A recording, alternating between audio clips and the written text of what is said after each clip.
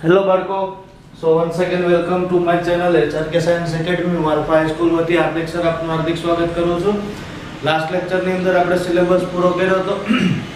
Chapter number 14 નૈસર્ગિક સ્ત્રોતો વિશેની માહિતી મેળવી હતી. હવે નવું ચેપ્ટર ચાલુ કરીએ. ચેપ્ટર નંબર 4 પરમાણુનું બંધારણ. આપણે અભ્યાસ કરવાનો હતો ચોથા ચેપ્ટરનો પરમાણુના બંધારણ વિશેનો. હવે આપણે ત્રીજા ચેપ્ટરની અંદર વાત કરી હતી અણુઓ અને પરમાણુઓ. ચેપ્ટરની અંદર કઈ વાત કરી હતી તો કે ભાઈ આપણે એવી વાત કરી હતી કે અણુ એટલે શું, તો અણુને એવું કીધું હતું કે દ્રવ્યનો નાનામાં નાનો કણ જેને અણુ કહેવાય. અને પરમાણુ વિશે જુદા જુદા તત્વજ્ઞાનીઓએ અમુક માન્યતાઓ આપી જોયા હોય તો. અને એમાં એવું કીધું હતું કે દ્રવ્યના કણને નાના નાના ભાગની અંદર વિભાજિત કરતા જાય તો એક સમય એવો આવશે કે જ્યારે દ્રવ્યનું કણ છે એનું વિભાજન શક્ય બનશે નહીં. તો આ જે અવિભાજ્ય કણ છે એને કીધું હતું પરમાણુ. હવે આ વાત થઈ હતી લગભગ 18મી સદીની અંદર. આ બધી જ કલ્પનાઓ આધારિત વાત હતી, એમાં કોઈ પ્રયોગો થયેલા હતા નહીં. પણ ત્યારે લોકોએ બે બાબતો, એક દ્રવ્ય સંચયનો નિયમ અને નિશ્ચિત પ્રમાણના નિયમના આધારે પરમાણુના દળની શોધ કરી હતી. એમાં ખાસ કરીને આપણે વાત કરી હતી ડાલ્ટન વિશે કે જેણે સંજ્ઞાઓ આપી હતી. આ બધી ઘટનાઓ થઈ હતી. હવે ખરેખર અણુ અને પરમાણુ છે શું, તો અણુ અને પરમાણુ વિશે આપણે એવું કહી શકીએ કે અણુ અને પરમાણુ છે એને દ્રવ્યના મૂળભૂત બંધારણીય એકમો કહી શકાય. કે એકમો કહી શકાય દ્રવ્યના મૂળભૂત બંધારણીય ઘટકો. દ્રવ્યના મૂળભૂત બંધારણીય ઘટકો જો કોઈને કહેવા હોય તો એ કોને કહી શકાય? અણુ અને પરમાણુ. શા માટે? કારણ કે કોઈ પણ દ્રવ્યના બંધારણની અંદર જો સૌથી અગત્યનો ભાગ ભજવતો હોય અથવા તો જો કોઈ પણ દ્રવ્યના બંધારણમાં સૌથી અગત્યનો પાયાનો એકમ હોય તો એ કોણ હોય? તો કે અણુ અને પરમાણુ. એટલે ક્યાં ઘટકો? તો કે અણુ અને પરમાણુ. એટલે આવું કહી શકીએ કે અણુ અને પરમાણુ છે દ્રવ્યના બંધારણીય ઘટકો છે. બીજું કે આપણે વાત કરી હતી કે 19મી સદીના અંત સુધીમાં વૈજ્ઞાનિકોએ એવું નક્કી કર્યું હતું કે અણુઓ અને પેલા પરમાણુનું વિભાજન શક્ય બનતું નથી. પણ બીજી કોઈ ચોક્કસ ચર્ચા નથી થઈ કે એનું દળ કઈ રીતે શોધવું અથવા તો બીજી બધી વાતો. એટલે એક તો સૌથી મોટો પડકાર હતો, બીજો સૌથી મોટો એક પડકાર હતો 19મી સદીના અંત સુધીમાં વૈજ્ઞાનિકોએ એક કામ કર્યું હતું. કયું કામ કર્યું હતું? તો કે આ કામ હતું પરમાણુની સંજ્ઞા આપવાનું. એક આ કામ થયું હતું. પણ 19મી સદીના અંત સુધીમાં એક પડકાર એ હતો કે પરમાણુનું બંધારણ કઈ રીતે નક્કી કરવું. પરમાણુનું બંધારણ કઈ રીતે નક્કી કરવું, આ સૌથી મોટો પડકાર હતો. શા માટે સૌથી મોટો પડકાર? કારણ કે ત્યાં સુધીમાં એવી કોઈ ચોક્કસ વાત નથી થઈ કે ભાઈ મારે પરમાણુને દર્શાવો તો પરમાણુની અંદર કયા કયા ઘટકો રહેલા છે, આ ઘટકો કઈ રીતે ગોઠવાયેલા છે, જેને આપણે હાલના સમયની અંદર ઇલેક્ટ્રોન રચના કહીએ. એટલે આવી કોઈ ચોક્કસ માહિતીઓ વૈજ્ઞાનિકો પાસે હતી નહીં. આ માહિતી ન હોવાને લીધે 19મી સદી સુધીનો એક સૌથી મોટો પડકાર કે ભાઈ પરમાણુનું બંધારણ દર્શાવવું તો દર્શાવાય કઈ રીતે. આપણે આ ચેપ્ટરની અંદર એની જ વાત કરવાના છે કે પરમાણુના બંધારણને દર્શાવવા માટેની થિયોરી અથવા તો દર્શાવવા માટેની પદ્ધતિ કેવી કેવી હોઈ શકે. એટલે આ એક સૌથી મોટો પડકાર હતો. એક તો કયો સૌથી મોટો પડકાર? તો કે એક તો પરમાણુનું બંધારણ રજૂ કરવું, એક પડકાર હતો પરમાણુનું બંધારણ રજૂ કરવું. અને બીજો સૌથી પડકાર હતો મોટો કે આ જ બંધારણ ઉપરથી પરમાણુના ગુણધર્મો કેવા છે નક્કી કરવું. એટલે બીજો સૌથી મોટો પડકાર હતો પરમાણુના ગુણધર્મો. આ બે સૌથી મોટામાં મોટી માથાકૂટ હતી તે સમયની. એક તો પરમાણુનું બંધારણ અને બીજું હતું પરમાણુના ગુણધર્મો. અને આ ગુણધર્મોના આધારે પરમાણુની સંપૂર્ણ માહિતીની સમજ મળવી જોઈએ એવી ખાસિયત હતી. પણ આવી કઈ ઘટના મતલબ કે આવી ચર્ચા અથવા તો આવી કોઈ સંશોધન હજી સુધીમાં થયેલું હતું નહીં. એના પછી બે વૈજ્ઞાનિક આવ્યા જેનું નામ હતું એક જે થોમ્સન અને બીજો હતો ઈ ગોલ્ડસ્ટીન. આણે કંઈક નવો જ રસ્તો આપ્યો પરમાણુય બંધારણ વિશે કે ભાઈ ખરેખર પરમાણુનું બંધારણ કંઈક આવું હોય, પરમાણુના બંધારણની અંદર આટલા આટલા ઘટકો હોય અને આ ઘટકો છે એ કઈ રીતે પરમાણુ બંધારણની અંદર ભાગ ભજવે. એણે જે કણ શોધ્યા હતા આ કણને એણે નામ આપ્યું હતું અપરમાણુય કણો. એટલે આ બંને ભાઈઓએ જે સંશોધન કર્યું હતું એને કહેવામાં આવે પરમાણુના અપરમાણુય કણ. અપરમાણુય કણ. વળી પાછો તમને એવો પ્રશ્ન થતો હશે કે અપરમાણુય તું કહી દે કે અપરમાણુય એટલે થાય હું? અપરમાણુય કણનો મતલબ થાય પરમાણુના બંધારણની અંદર અથવા તો પરમાણુના અસ્તિત્વની અંદર અથવા તો પરમાણુના શરીરની અંદર ભાગ લેતા ઘટકો જેને કીધા હતા અપરમાણુય કણ કે જે પરમાણુ કરતા પણ નાના છે. એટલે જો નવી એક માહિતી મળી કે પરમાણુ છે એનાથી પણ નાના અમુક કણો હોય શકે, એટલા માટે આ કણને કોણ કીધા? અપરમાણુય કણ. માહિતી આપનાર વૈજ્ઞાનિકો કોણ કોણ હતા? તો કે એક તો જે થોમ્સન અને બીજો હતો ગોલ્ડસ્ટીન. એટલે પરમાણુના બંધારણ અંગેનો અભ્યાસ કર્યો. પરમાણુના બંધારણ અંગેનો અભ્યાસ. આમ તો એવું કહી શકીએ પરમાણુના બંધારણનો અભ્યાસ. પરમાણુના બંધારણ અંગેનો અભ્યાસ.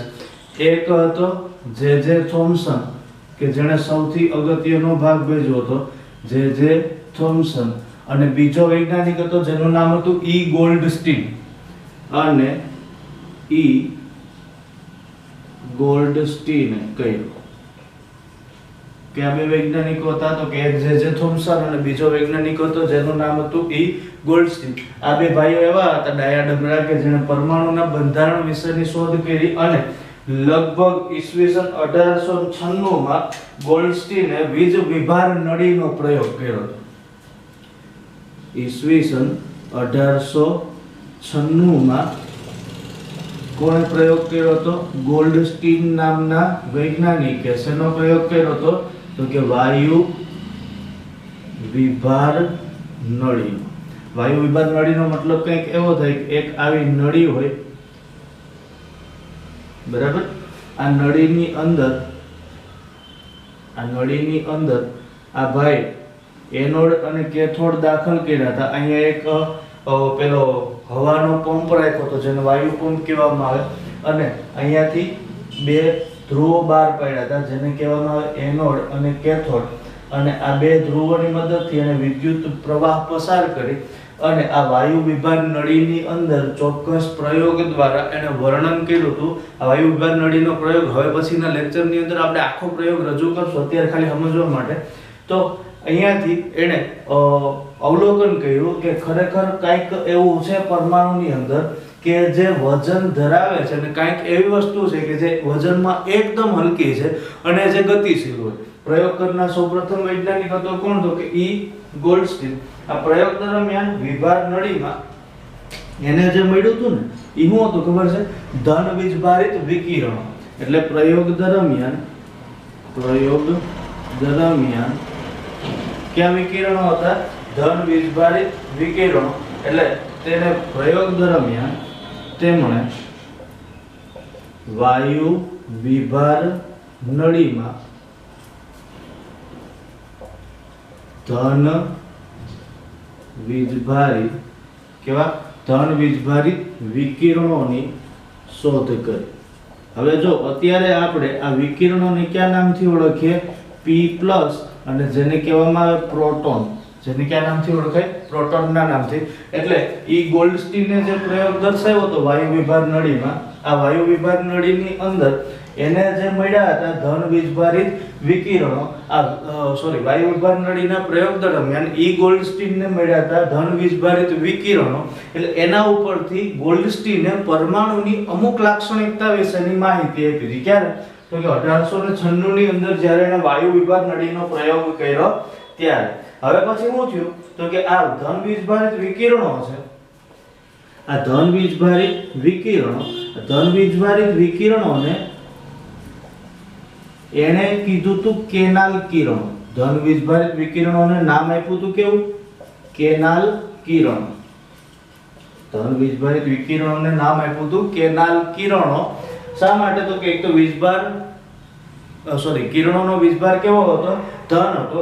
બીજું, આ કેનાલ કિરણો કેવા પાછળનું કારણ કે એણે જે અવલોકન કર્યું હતું એમાં આ કિરણો એને કયા સ્વરૂપે મળતા હતા? તો કે તરંગ સ્વરૂપે મળતા હતા. કયા સ્વરૂપે મળતા હતા? તરંગ સ્વરૂપે. મતલબ કે કિરણો બહાર તરંગ સ્વરૂપે પડતા હતા. અને આ જે ધન વીજભારિત કિરણો કે જેને કેનાલ કિરણો કહેવાય, આ કેનાલ કિરણો એક રસ્તો બન્યો અન્ય અવપરમાણુય કણોની શોધ માટેનો. આ એક રસ્તો બન્યો શેના માટેનો? અન્ય અવપરમાણુય કણોની શોધ માટેનો. કારણ કે જ્યારે આને વાયુ વિભાગ નળીની અંદર પ્રયોગ કર્યો તેને સરળતાથી ધન વીજભારિત કિરણો મળ્યા હતા કે જેને એને કેનાલ કિરણો નામ આપ્યા હતા. કયા સ્વરૂપે ધન વીજભારિત કિરણો મળતા હતા? તરંગ સ્વરૂપે. હવે આ તરંગ સ્વરૂપે જે કિરણો મળ્યા એને ધન વીજભારિત કણ કીધા, ધન વીજભારિત વિકિરણ કીધા. અને આના ઉપરથી એણે એવું નક્કી કર્યું કે જો પરમાણુમાંથી ધન વીજભારિત કણો મુક્ત થતા હોય તો સીધી વસ્તુ છે કે આ પરમાણુની અંદર હજી ઘણા એવા ઘટકો છે કે જે આપણી જાણ બહાર છે. અને આ ધન વીજભારિત કણો કે જે અન્ય નવા અવપરમાણુય કણોની શોધ માટેનો એક સરળ રસ્તો બન્યો. હવે વાત આવી ઈસવીસન 1900 સુધી. વાત આવી ઈસવીસન 1900. આ બધા નેવરા ધંધાવાળા હતા, આપણી જેમ કામઢા નતા, એટલે આવું નવું કર્યા કરે. તો ઈસવીસન 1900 ની અંદર હજી એક શોધ થઈ અને કંઈક બન્યું એવું કે પરમાણુ છે એ સામાન્ય, આ પરમાણુ છે આ સામાન્ય કે અવિભાજ્ય નથી. પરમાણુ છે એ સામાન્ય કે અવિભાજ્ય નથી. આ તો આપણને પહેલાથી જ ખબર હતી, વૈજ્ઞાનિકોને નથી ખબર, તેદીને આપણે ખબર હતી કે પરમાણુ છે એનું વિભાજન ક્યારેય શક્ય બનશે નહીં. એટલે પરમાણુ સામાન્ય અથવા તો અવિભાજ્ય નથી. પણ પરમાણુ ખુદ એ ઓછામાં ઓછો, પરમાણુ ખુદ ઓછામાં ઓછો એક અવપરમાણુય કણ છે. ઈસવીસન 1900 ની સાલની અંદર એવું જાણવા મળ્યું કે પરમાણુ છે એ સામાન્ય તેમજ અવિભાજ્ય નથી. આ તો છેક મહર્ષિ કણાદે કહી ગયા હતા કે પરમાણુ છે અવિભાજ્ય નથી. તમે દ્રવ્યના કણનું સતત ને સતત વિભાજન કરતા જાઓ તો એક સમય એવો આવે કે ત્યારે તમને અવિભાજ્ય કણ પ્રાપ્ત થાય. અવિભાજ્ય કણનો મતલબ જ થાય કે એનું વિભાજન શક્ય બને નહીં. પણ આ કેવો કણ છે? તો કે ઓછામાં ઓછો એક અવપરમાણુય કણ છે. પરમાણુ ખુદ જ એક અવપરમાણુય કણ છે. અને આ વૈજ્ઞાનિકો બધા કેવા હતા? તો કે એવા હતા કે એને પરમાણુની અંદર, મતલબ કે પરમાણુના બંધારણની અંદર પણ અવપરમાણુય કણો છે એવી શોધ કરી હતી. હવે જે થોમ્સન નામનો વૈજ્ઞાનિક એણે આ અવપરમાણુય કણને ઇલેક્ટ્રોન તરીકે ઓળખ આપી. એટલે હવે આવ્યા વૈજ્ઞાનિક ભાઈ જે થોમ્સન. આ જે થોમ્સને શું કર્યું? તો કે આ જે અવપરમાણુય કણ હતું, આ અવપરમાણુય કણને કયા નામથી ઓળખાયું? તો કે આ અવપરમાણુય કણને ઓળખાયું ઇલેક્ટ્રોનના નામથી. આ અવપરમાણુય કણને ઇલેક્ટ્રોન તરીકે ઓળખ આપી. મતલબ એવો થાય કે ઇલેક્ટ્રોનના શોધક કોને ગણવામાં આવે? જે થોમ્સનને. જે થોમ્સને પરમાણુની અંદર હાજર અવપરમાણુય કણ ઇલેક્ટ્રોનની શોધ કરેલી. હવે બન્યું એવું કે ધીમે ધીમે આ ઇલેક્ટ્રોનની શોધ થયા પછી કંઈક નવી ઘટનાઓ બની કે પ્રોટોનના વીજભારની તીવ્રતા ઇલેક્ટ્રોન જેટલી પણ ચિહ્ન છે એ વિરુદ્ધ હતું. હવે આગળ ગોલ્ડસ્ટીને ધન વીજભારિત કણ જેને કેનાલ કણ કીધા હતા, આપણે એને હાલમાં પ્રોટોનથી ઓળખીએ. અને બંનેનો વીજભાર સમાન, એટલે ઇલેક્ટ્રોન અને પ્રોટોન બંનેનો વીજભાર કેવો હતો? સમાન હતો. ઇલેક્ટ્રોન અને પ્રોટોન બંનેના વીજભારની तीव्रता બંનેના વીજભારની તીવ્રતા કેવી હતી? સમાન. ટૂંકમાં એવું કહી શકાય કે વીજભાર સમાન હતો, તીવ્રતા સમાન હતી. પરંતુ ઘટના એક હતી કે બેયના વીજભારનું ચિહ્ન વિરુદ્ધ હતું. પરંતુ બંનેના વીજભારનું ચિહ્ન કેવું હતું? તો કે વિરુદ્ધ હતું. બંનેના વીજભારનું ચિહ્ન વિરુદ્ધ હતું. આ કંઈક દર્શાવે છે. બંનેના વીજભારનું ચિહ્ન વિરુદ્ધ હતું એ શું દર્શાવે? તો કે બંનેનો વીજભાર સમાન જ છે, પણ બેયનો વીજભાર છે કેવો તો કે એકબીજાથી વિરુદ્ધ દિશાનો. ઇલેક્ટ્રોનને દર્શાવવા માટે સંજ્ઞા વપરાય E-. ઇલેક્ટ્રોનને દર્શાવવા માટે સંજ્ઞા કઈ વપરાય? E-. પ્રોટોનને દર્શાવવા માટે સંજ્ઞા વપરાય P+. ઇલેક્ટ્રોનનો વીજભાર થાય -1.6 એને ગુણ્યા 10⁻−19 કુલમ. ઇલેક્ટ્રોનનો વીજભાર થાય 1.6 એને ગુણ્યા 10⁻−19 કુલમ. પણ આગળ નિશાની કઈ? તો કે આગળ નિશાની આવશે માઈનસની. પ્રોટોનનો વીજભાર પણ આટલો જ, પણ માઈનસ નીકળે ને પ્લસ થઈ જાય એટલે આ વીજભાર થઈ જાય 1.6 એને ગુણ્યા 10⁻19 કુલમ. બંનેનો વીજભાર કેવો? સમાન. ઇલેક્ટ્રોનનો વીજભાર કેટલો? તો કે -1.6 ગુણ્યા 10⁻19 કુલમ. અને પ્રોટોનનો વીજભાર કેટલો? તો કે 1.6 ગુણ્યા 10⁻19 કુલમ. હવે બંનેનું દળ તો એમાં પ્રોટોનનું દળ છે, આ પ્રોટોનનું દળ ઇલેક્ટ્રોનના દળ કરતા ઇલેક્ટ્રોનના દળ કરતા 2000 ગણું વધારે હતું. 2000 ગણું વધારે હતું. આનો મતલબ એવો થાય કે ઇલેક્ટ્રોનનું દળ જો 1000 ગ્રામ હોય તો સામે પ્રોટોનનું દળ કેટલું હોય? 2000 ગ્રામ. એને 2000 ગણું કહેવાય ને બાળકો. એટલે પ્રોટોનનું દળ છે એ ઇલેક્ટ્રોનના દળ કરતા 2000 ગણું વધારે હતું. મતલબ એવો થાય કે પ્રોટોન અને ઇલેક્ટ્રોનના દળની અંદર ડેટકા ડાયનાસોરના દળ જેટલો અથવા તો ડેટકા ડાયનાસોર જેવડો તફાવત થતો હતો. જ્યારે ઇલેક્ટ્રોનનું દળ છે, આ ઇલેક્ટ્રોનનું દળ ખૂબ જ નાનું અથવા તો એવું કહી શકીએ કે અવગણી શકાય એટલું ઓછું હતું. એટલે ઇલેક્ટ્રોનનું દળ કેવું હતું? નહિવત હતું. નહિવત હોવાથી આ દળને અવગણી શકાય. નહિવત હોવાથી તેને અવગણી શકાય. અને ઇલેક્ટ્રોનનો વીજભાર, જો અહીંયા આપણે વાત કરી હતી બંનેના વીજભારની, આ ઇલેક્ટ્રોનના વીજભારનું મૂલ્ય છે -1.6 એને ગુણ્યા 10⁻19. સામાન્ય કિસ્સાની અંદર ઇલેક્ટ્રોનનો વીજભાર કેટલો લેવામાં આવે? -1. અને ઇલેક્ટ્રોનનો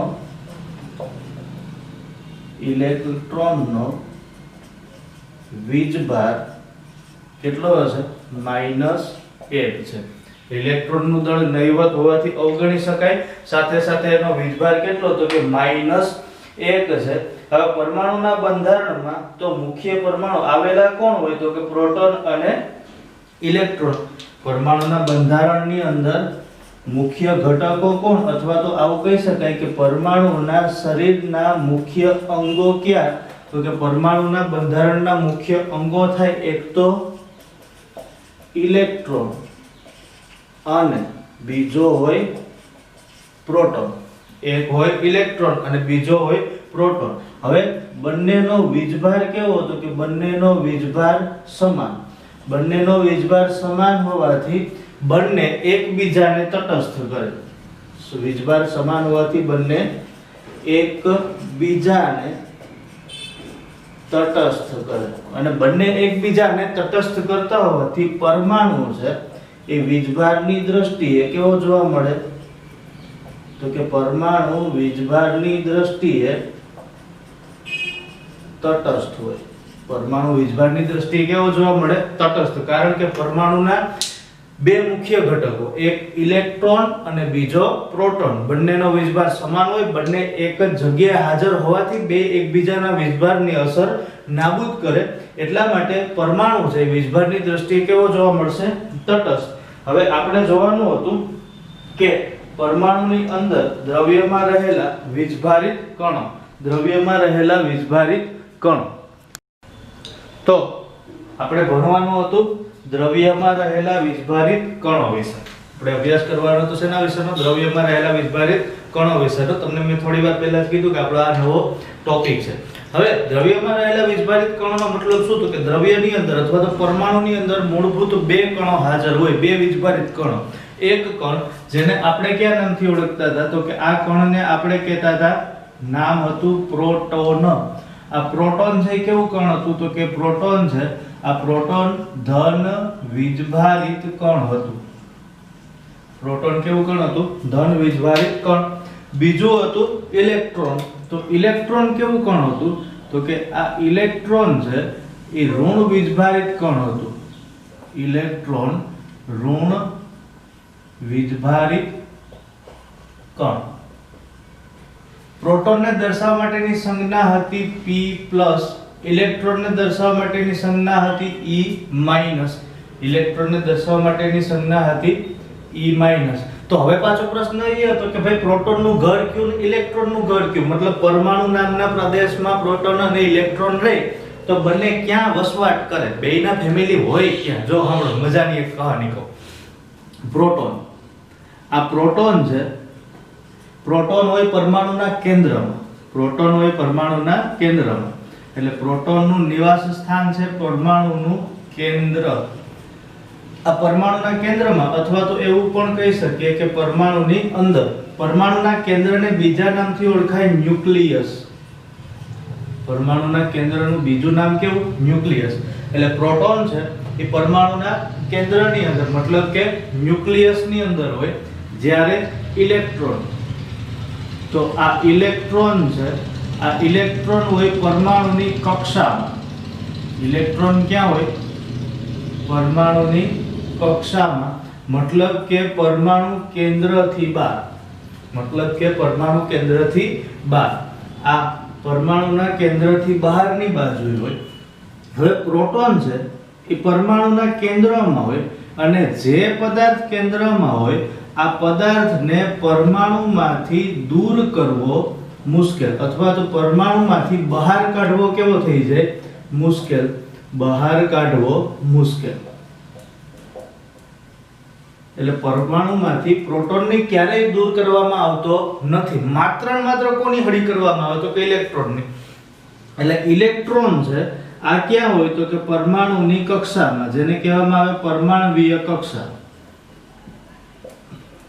અને પરમાણ્વીય કક્ષામાંથી કોઈ પણ ઇલેક્ટ્રોનને દૂર કરવો કેવો થઈ જાય? તો કે સહેલો. એમાં ખાસ કરીને છેલ્લી કક્ષામાં રહેલા ઇલેક્ટ્રોન એને દૂર કરવા સૌથી સરળ બની જાય. એટલે પરમાણુના કેન્દ્રની અંદર હાજર હોય પ્રોટોન, જેને પરમાણુના કેન્દ્રમાંથી સરળતાથી દૂર કરી શકાય નહીં. ઇલેક્ટ્રોન હોય કક્ષામાં, એટલે એને સરળતાથી દૂર કરી શકાય. નાનકડી આકૃતિ દ્વારા સમજીએ. માની લ્યો કે આ પરમાણુનું કેન્દ્ર છે, અને કેન્દ્રની ફરતે આ લીલા કલરે હું એક સર્કલ દોરું છું. આને કહેવામાં આવે પરમાણુની કક્ષા. માનો કે આ પરમાણુની કક્ષા છે. આ પહેલી કક્ષા થઈ, અને આને કીધું બીજી કક્ષા. જો કે આ આપણે થોડાક એડવાન્સમાં ભણીએ, કારણ કે કક્ષા વિશેનો ખ્યાલ હજી આપણે આગળના ટોપિકમાં ભણશું. હવે અહીંયા પરમાણુનું કેન્દ્ર હશે, કેન્દ્રની અંદર હશે કોણ? તો કે પ્રોટોન. માનો કે કેન્દ્રની અંદર 3 પ્રોટોન છે, તો પરમાણુની કક્ષામાં પણ કેટલા ઇલેક્ટ્રોન હશે? તો કે 3. જેટલા પ્રોટોન હોય એટલા જ કોણ હોય? ઇલેક્ટ્રોન હોય. તો પહેલી કક્ષાની અંદર વધુમાં વધુ કેટલા ઇલેક્ટ્રોન સમાઈ શકે? તો કે 2 ઇલેક્ટ્રોન. તો આ પહેલી કક્ષાના 2 ઇલેક્ટ્રોન. હવે શું થયું? તો કે એક ઇલેક્ટ્રોન હોય તો ક્યાં જાય? તો કે પહેલી પછી આવતી કક્ષા. તો પહેલી પછી આવતી કક્ષા કઈ હોય? તો કે બીજી. તો આ બીજી કક્ષાની અંદર રહેલો એક ઇલેક્ટ્રોન. પહેલી કક્ષાની અંદર 2 ઇલેક્ટ્રોન સંપૂર્ણપણે ભરાયેલા છે, એટલે પહેલી કક્ષાના ઇલેક્ટ્રોનને લગભગ બહાર કાઢવાની જરૂર રહેતી નથી. અને જો બહાર કાઢવું હોય, આને અહીંયાથી દૂર લઈ જવું હોય, તો આને મોટા પ્રમાણમાં ઊર્જા આપવી પડે. એટલે અહીંયા આપવી પડતી બંધન ઊર્જાનું મૂલ્ય ખૂબ જ ઊંચું હોવું જોઈએ. પણ છેલ્લી કક્ષાના ઇલેક્ટ્રોનને જો અહીંયાથી દૂર કરવો હોય તો આ સરળતાથી દૂર થઈ જશે, કારણ કે પરમાણુ પોતે પણ તટસ્થ થવા પ્રયત્ન કરશે. એટલે અહીંયા ઓછી ઊર્જા સાથે ઇલેક્ટ્રોન છે એ પરમાણુમાંથી દૂર થઈ જાય. એટલે ઇલેક્ટ્રોનને દૂર કરવો એકદમ સરળ, જ્યારે પ્રોટોનને દૂર કરવો ખૂબ જ મુશ્કેલીવાળું કાર્ય, કારણ કે પ્રોટોન છે એ ક્યાં છે તો કે પરમાણુના સેન્ટરમાં છે અને સેન્ટરમાંથી પદાર્થને દૂર કરવો અઘરો. પછી સેન્ટર પરમાણુનું હોય કે બીજો કોઈ સેન્ટર હોય, ત્યાંથી ક્યારેય પદાર્થને સરળતાથી દૂર કરી શકાતો નથી. હવે આપણે એવી વાત કરી હતી કે પરમાણુ છે એ અવિભાજ્ય કણ છે, પણ પરમાણુ છે એ ખરેખર કેવો છે? વિભાજ્ય છે. પરમાણુ છે એ ખરેખર કેવો છે? વિભાજ્ય. હવે વિચાર કરો કે પરમાણુ પણ જો વિભાજ્ય હોય તો આનું વિભાજન થાય કઈ રીતે? એક પ્રયોગ દ્વારા સમજીએ. આપણા વાળ હોય, વાળ એની અંદર આપણે કાગળ ઘસીએ, કોરા વાળની અંદર કાગળ ઘસો અને પછી એને પેનની નજીક લઈ જાઓ તો કાગળ છે પેનમાં ચોંટી જાય, થાય ને આવું? તો આનો મતલબ તો એવો થાય ને કે પેન અને કાગળ ઉપર કાંઈક વીજભાર હાજર હોવો જોઈએ. આપણે એક પ્રયોગ દ્વારા સમજીએ. ઉદાહરણ તરીકે એક કાચનો સળિયો છે. આ કાચના સળિયાને રેશમના કાપડ સાથે ઘસવાનો. કાચના સળિયાને કોની સાથે ઘસવાનો છે? રેશમના કાપડ સાથે. હવે કાચના સળિયાને રેશમના કાપડ સાથે ઘસી અને એને લઈ જવાનું છે ફુગ્ગાની નજીક. એને લઈ જવાનું છે ક્યાં? ફુગ્ગાની નજીકમાં. ફુગ્ગાની નજીકમાં લઈ જાવ અને પછી આપણે ઘટના જે બની જોવાની છે. તો કાચના સળિયા અને ફુગ્ગાને એકબીજાની નજીક લઈ આવો. ક્યારે? તો કે કાચના સળિયાને રેશમના કાપડ સાથે ઘસીને. તો બનશે કઈ કેવું કે ફુગ્ગા અને કાચના સળિયા વચ્ચે આકર્ષણ થાય. આનો મતલબ તો એવો થાય કે કાચનો સળિયો કાંઈક વીજભાર પ્રાપ્ત કરે. જો કાચના સળિયા પાસે માત્ર એક જ વીજભાર હશે, એ હશે ધન, અને ફુગ્ગા પાસે પણ એક જ વીજભાર હશે, આ હશે ઋણ. તો જો આપણે તો એ વાત કરી કે પરમાણુ બે વીજભારિત કણ ધરાવે, એક ઋણ વીજભારિત, બીજું ધન વીજભારિત, અને અહીંયા ઘટના એવી બની કે એક પાસે એક જ વીજભાર જે હતો ધન, એક પાસે એક જ વીજભાર જે હતો ઋણ. આનો મતલબ એવો થાય કે એક જ પરમાણુના બે વીજભારનું વિભાજન થઈ ગયું. એનો મતલબ એવો થાય કે પરમાણુનું પણ વિભાજન શક્ય બનતું હોવું જોઈએ. તો આ સાબિત કરે કે જ્યારે તમે કોઈ પણ બે પદાર્થને એકબીજા સાથે ઘસો તો બે પદાર્થને એકબીજા સાથે ઘસો તો બે ઉપર જુદો જુદો વીજભાર પ્રાપ્ત થાય. બંને ઉપર જુદો જુદો વીજભાર પ્રાપ્ત થાય, જે દર્શાવે છે કે પરમાણુનું વિભાજન શક્ય છે. જે દર્શાવે કે પરમાણુનું વિભાજન શક્ય છે.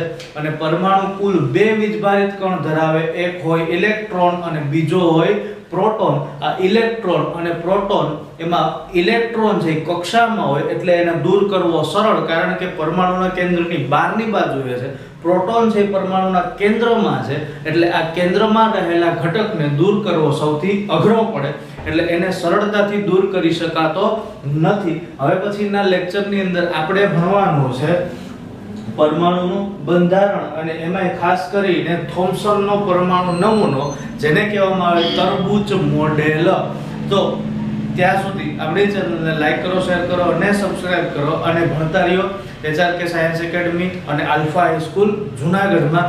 Thank you very much.